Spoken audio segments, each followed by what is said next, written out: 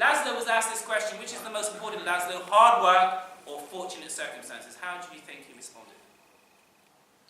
He did say hard work. He was pressed on it. Why hard work? He says, well, the thing with hard work is it tends to create more fortunate circumstances. The harder I work, the luckier I get.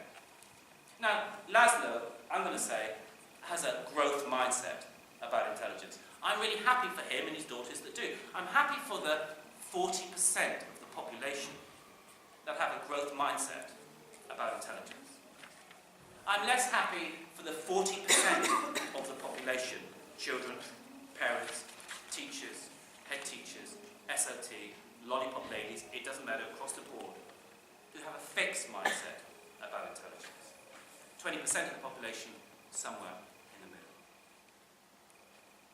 You know that misbehaving student I asked you to think about right at the beginning? And that plateauing student I asked you to think about right at the beginning? Does he or she, or they rather, have a fixed or growth mindset? Or, to put it into context today, do they avoid challenges? Do they keep their head below the parapet? The hand doesn't go up, they don't volunteer, or do they embrace, go yippee, a challenge? Do they give up as soon as it gets difficult for them? Or do they persist and persist and persist and persist and persist? Do you think, view effort as pointless, as evidenced by their behaviour, or do you think that they view effort as it can only be said one way, the path to mastery? And if you give them a bit of feedback, right, can that be a bit of an attack? Or is it a learning opportunity? I need good quality feedback to move me on. And the success of others, is it for them a threat? Yeah, I could do that if it wasn't for. Or is it an inspiration? If they can do it, then I can do it too. Feedback and etc. Path to mastery. Most people say, most of the time, what would it be like if we could turn our fixed mindset student into a growth mindset student? Yes, that is obvious. It would be lovely, thank you very much. Question 2, so how do we do it? Well, thank you. It's been a real pleasure to be here. I enjoyed myself. It's been great. Thank you. Well, okay. This is what the science says about this. And you can write this down, because I know there's bits of paper floating around. Or if not, just ask me at the end, I'll give you all my PowerPoint slides, okay? So you can share with them at the end. I'll show you how to do that. So the first thing that we need to do as educators, by the way, we're all educators in this room, right? That's what we are, educators. The first thing that we need to do as educators is this, that we need to teach our students about mindset theory. They need to know about fixed mindsets and growth mindsets so they can make a choice whether they're going to do a fixed mindset behavior or a growth mindset behavior. I love the picture of the brain as a muscle. I'm going to show you a little video. This video has got that Professor Robert Winston in. You know, the guy that's got the fantastic moustache. Enjoy the moustache, but also listen to him. He's talking about the synaptic gap, the gap between brain cells, and he's using an analogy to describe it. Right, let's take a quote from what Robert said. He said this, he said, to start with, learning is difficult. Of course it is. If it's easy, that's not learning, that's just doing what you can already do. But as the signal crosses the gap between the brain cells again and again, we establish a more solid pathway. There's our repetition practice idea. By the time we've made the crossing over and over again, it becomes effortless. Do you remember right at the beginning I said to you, what was that impossible thing that you said to yourself, I'll never, ever, ever be able to do that, but now you can do it effortlessly? Did anyone choose driving, by the way? Yeah. I mean, how difficult is that, right? You've got to do that stuff with your feet, you've got to do that stuff with your hand, and then someone next to you has got the cheek to tell you that you need to be looking at the road too. And now you can do all of that, listen to the radio, have a conversation, plan your day, put your lip on, don't do that bit, and get to your destination and not even remember the journey that you just did. How's that for hardwired? What did other people come up with in terms of that thing that seemed impossible in the beginning, but now they can do it effortlessly? Pottery.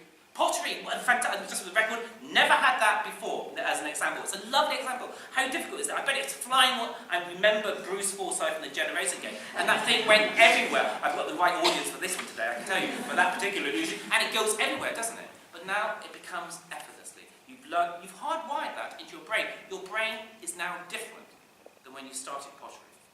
Anyone else? Yes? Learning to punt.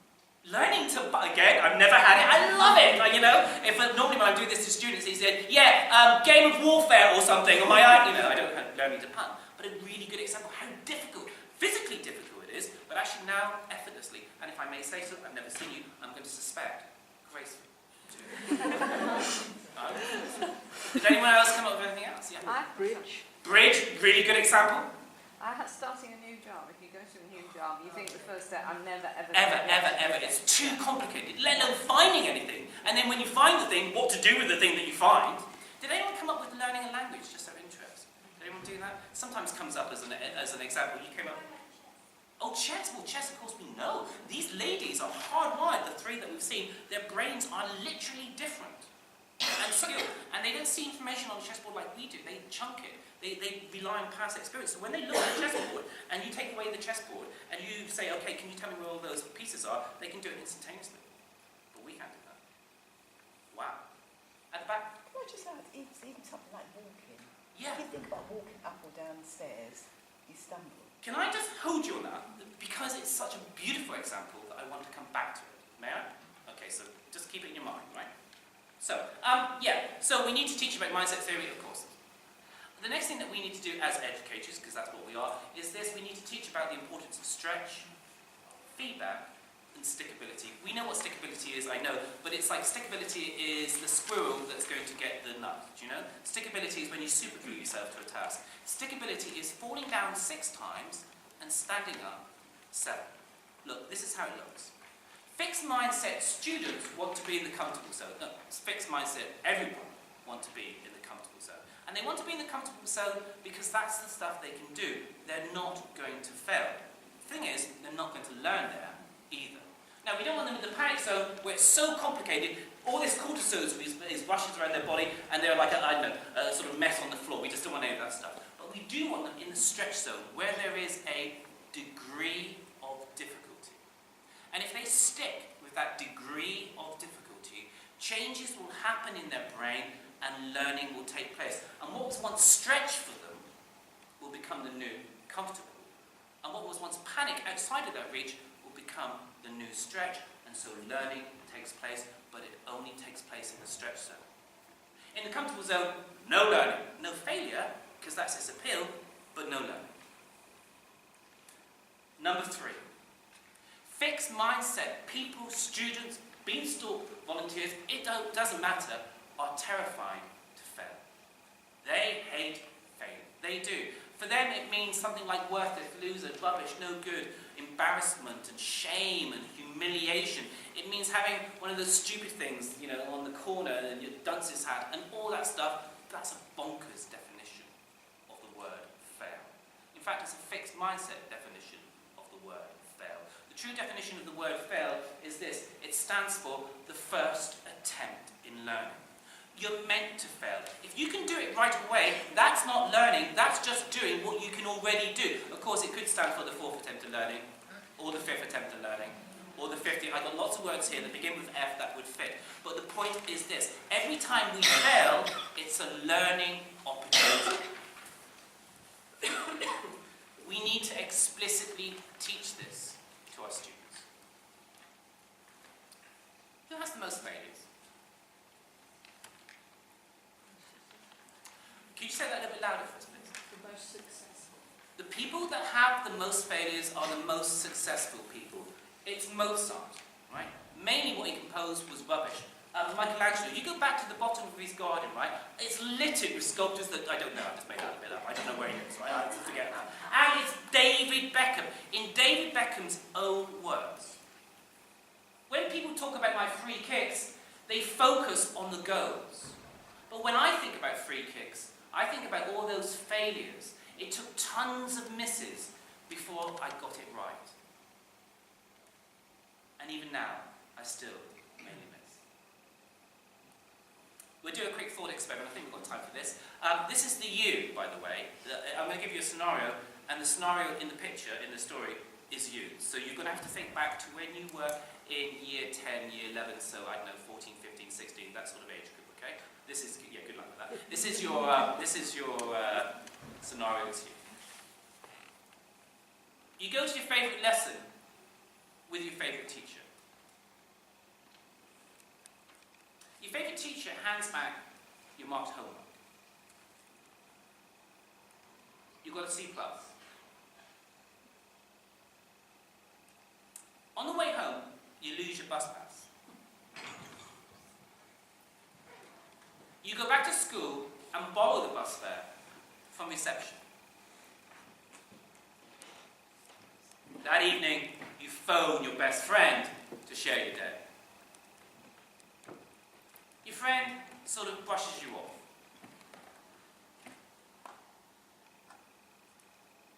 Confidential response. I'm going to give you a minute for this. This is what I want you to do. That's you in the scenario, age 15, 16, that sort of age. I want you to write down, in a space of a minute, what you would think, what you would feel, what you would do. I'm not going to ask you to share your answers. I'm not going to ask you to share your answers with the person next to you. In fact, once you've done it, I want you to turn the bit of paper over. It's entirely confidential, but I do want you to be honest. I don't want you to talk through this 1 minute activity. You have 1 minute. Your time starts now.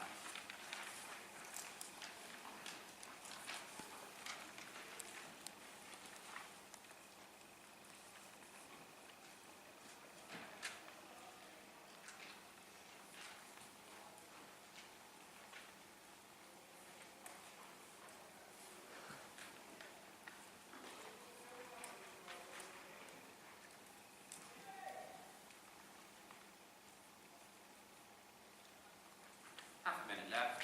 Use the full half a minute. If you can.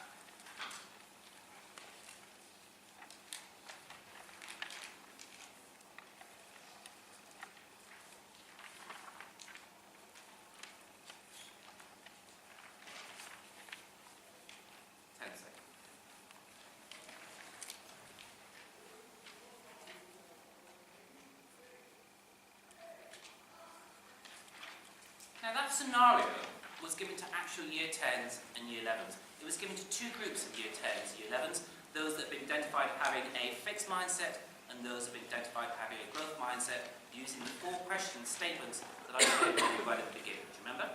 Okay, this is how the fixed mindset students responded. Here's their thoughts. I have no life. Someone up there doesn't like me. Life stinks. Nothing good ever happens to me. Life is unfair. No one loves me. Everyone hates me. Based on those thoughts, I wonder how they felt. We'll see. A reject, an idiot, worthless and dumb, miserable, a total failure. There's that word again. A loser. So what did they do? Well, they did nothing. Because if it's not easily rectifiable, right, then it's not rectifiable. But those that did do things did this. They stayed in bed. They ate chocolate. They listened to music and sulked. They cried. They shouted. They picked a fight, perhaps with the newsagent who would not sell them any more chocolate. No, you've had enough. They broke something, maybe the newsagent's neck, who knows? I mean, what is there to do? But let's put this in context. What had actually happened? Well, they got a C+ in their homework. Not an F, not a G, not a U. They lost their bus pass, not their wallet or the purse with all their money. They kind of got sort of brushed off. They didn't have a blazing row. How did the growth mindset students respond? Well, here's their thoughts. I need to try harder in class. I need to be more careful with my bus pass. I hope my friend's okay. The C+ is telling me that I've got to work harder. How do they feel? Well, a bit of mild disappointment. I mean, who wants to lose your bus pass, right? But look, increased resolve. So what did they do? Well, we can probably guess. They worked harder on their next assignment. They spoke to the teacher. They studied in a different way. They asked their friend if he or she is all right. Isn't it resilience? Isn't growth mindset students not just about grades and achievement? It's about the ability to bounce back from setbacks in our life. And you know what? Resilience, as we know, the evidence is overwhelming, underpins mental health. Wow. A little experiment they did in America, first-year students. They got them to keep, this is in university, an online diary through the months of February and March. They wanted to assess for levels of depression, right? Again, they've got two groups that do it, the fixed mindset students, the growth mindset students. They found that the fixed mindset students had the highest incidence of depression. More of them were depressed. Their depression was worse. Their lives tended to fall apart, so they didn't turn up tutorials, their hygiene, their social life, they didn't do their studies, all that sort of stuff. What about the growth mindset students? Well, less of them, much less of them, had depression. But some of them did. And with those that had depression, what did they find? Well, they tended nevertheless to confront their problems, kept up with their studies, kept up with their lives. And I'm taking this last sentence from the research paper. The worse they felt, the more determined